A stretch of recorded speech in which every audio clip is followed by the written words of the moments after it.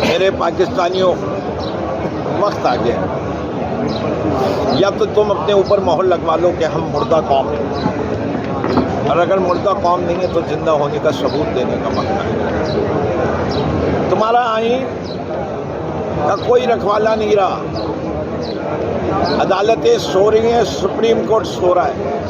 وہ فوجی حضرات، وہ جرنیل حضرات جو قرآن کے اوپر ہاتھ رکھ کے کہتے ہیں کہ ہم پاکستان کے آئین کی پاسداری کریں گے، وہ سو رہے ہیں۔ پاکستان کے آئین کو الیکشن کمیشن نے پامال کر رکھ دیا۔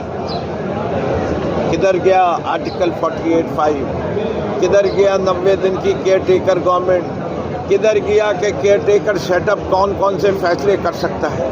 یہ ان کی خاموشی جرمانہ نہیں ہے۔ قاضی فائز عیسیٰ صاحب، آپ نے پہلے دن کہا تھا میں کوئی ججمنٹ نہیں مانتا، میں صرف کانسٹیٹیوشن مانتا۔ اب ثابت کرو کہ تم کانسٹیٹیوشن مانتے ہو۔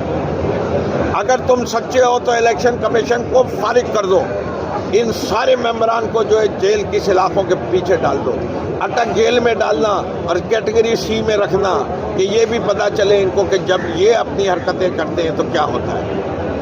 ان لوگوں نے پاکستان کے آئین کو پامال کیا۔ شرم نہیں آتی ان لوگوں کو جنہوں نے اقتدار لیا اور جنہوں نے عہد نامے کیے۔ یہ پاکستان کی سالمیت کی تم بات کرتے ہو، اور وہ کاکڑ صاحب، تم care taker prime minister, naan elected prime minister, Pakistan کے سب سے چھوٹے صوبے کے پرائم منسٹر جس کے اوپر نیب کا کیس بنا ہوا، وہ کیئر ٹیکر پرائم منسٹر، اور تم عمران خان کو کہہ رہے ہو کہ عمران خان کے بغیر الیکشن ہو سکتے ہیں۔ اس وقت پاکستان کی پہچان ہے عمران خان، پاکستان کی آن ہے عمران خان، پاکستان کی شان ہے عمران خان۔